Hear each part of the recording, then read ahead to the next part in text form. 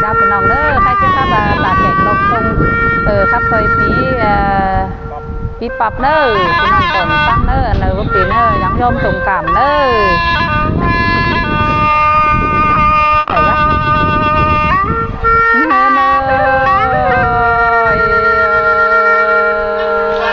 ก็ตัวโจเรียบก็เนอพี่น้องเด้อ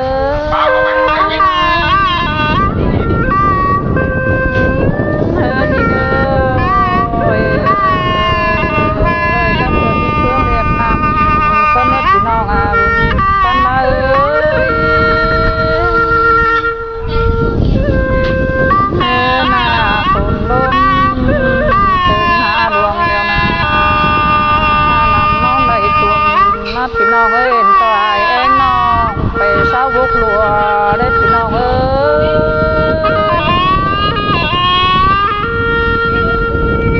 โอ้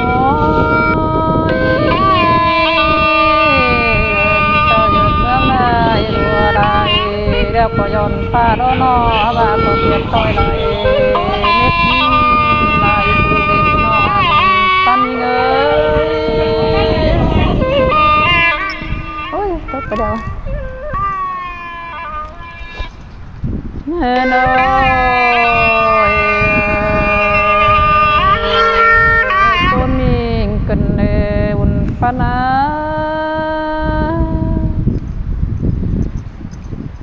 ตักเห็นหรอปะเฮ้ยน่าบังคับเดี๋ยวก็เป็นปูนตองกันเนต่อไอ้เองน้องเดี๋ยวนาไปเศร้าเอาเชไปตั้งบัวมาได้บุญปันเลย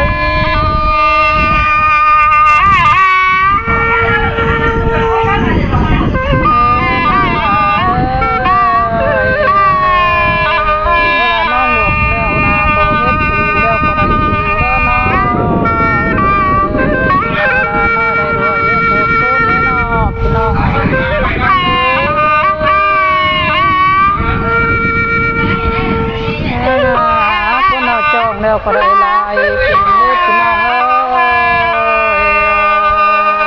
ยคนเอาเบาเดี๋ยวก็เชียดเจ้าเจ้าดอกพี่น้อง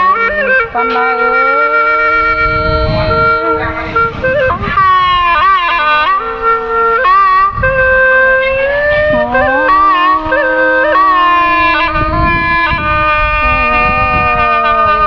เจ้าเอาไรเดี๋ยวนะต้มปีก็จะได้เอารัวนังฟ้ารอพี่น้องเอ้ยที่เสียงกันตัวแห้งแข็งเย็นนิดน้อง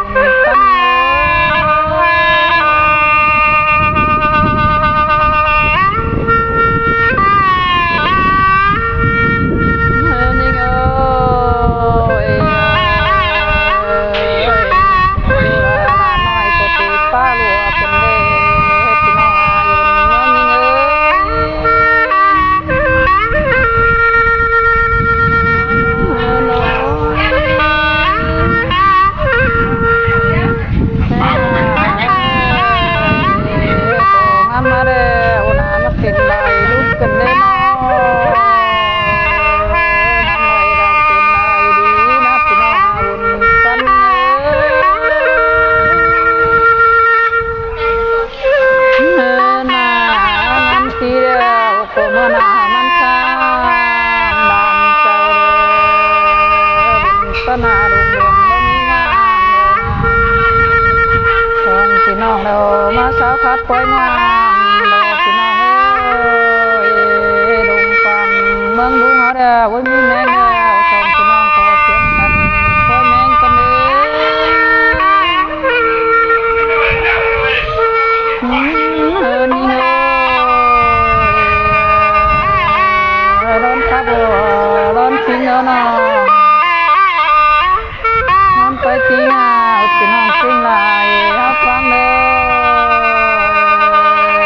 ส่งพี่น้องก็ในนับตัวร้านหินคานาพี่น้องติ้งลายก็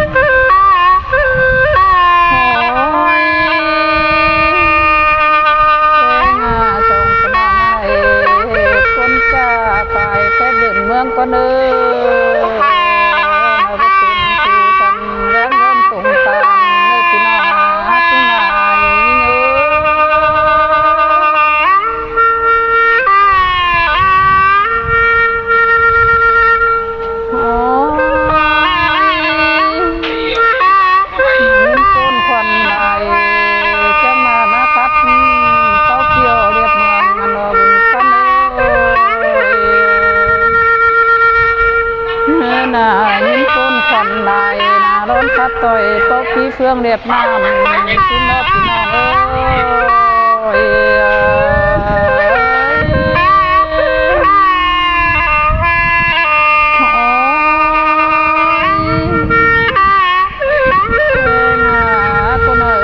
ครับเดี๋ยวก็มาพัดตาได้เนอะ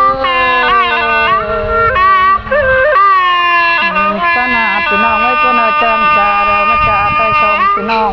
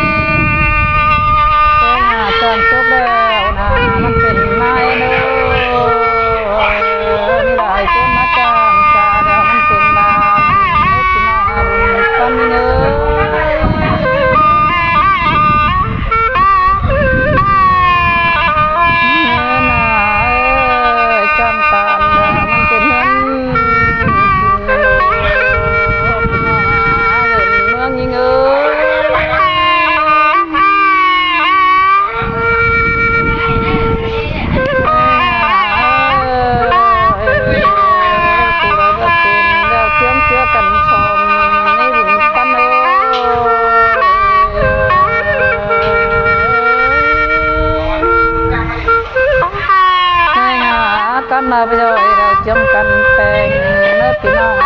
วุ่นปันเด้อ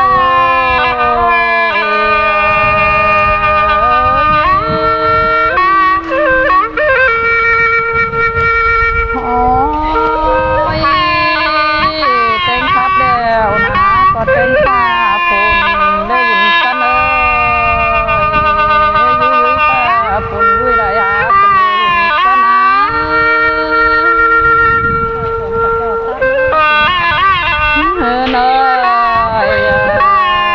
รับแล้วนะ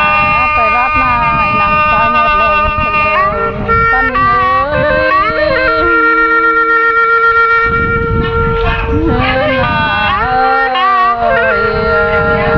อยู่ฟ้าตึงหัวยารับดีรับไปรับนายนำฟ้าหมดลงไปเลยคนโคตื่นเต้นคนเป็นพี่น้องทิ้งลายยิ่งเอ้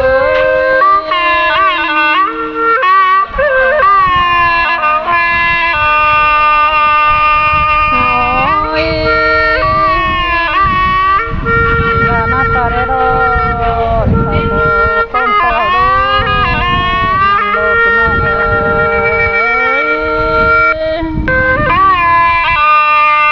เอ้ยนี่โน้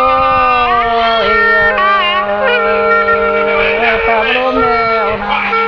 ถึงเช้าก็จะเป็นฮับไปไหลลงชิ้นน้อย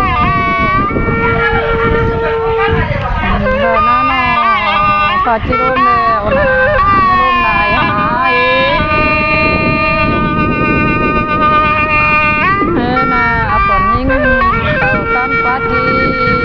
หนาวเตยรอชูคนดีแล้วน่าเจ็บเข่าตั้งเงินจิ้มมองมาเด็กพี่น้องทำไม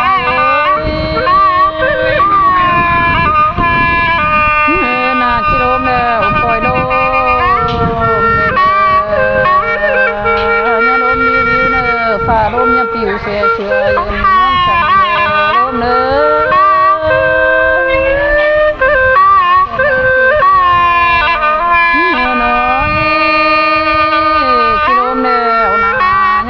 ชิดหยาดเตยแล้วนาลมปั๊มก็ไม่ไปตาเพิ่นเย็นสั่นมือคืนสลายก็นึกถึงน้องวุ่นปันเอ้ย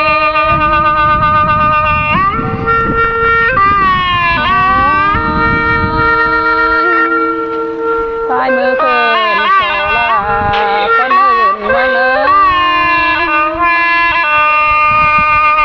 ให้งาเบื่อตุกตงมันกี่เหลืองเชลนอเบื่อตุกเมืองดาวมันกี่หายเชลมเอ้ย